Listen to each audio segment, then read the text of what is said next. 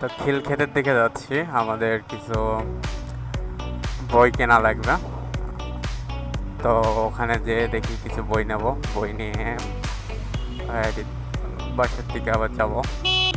অনলাইনে দেখলাম বইগুলোর প্রাইস ফেয়ারলি কমের মধ্যে হয়ে যাচ্ছে, দেখি এখানে কয় টাকা লাগে অ্যাকচুয়ালি।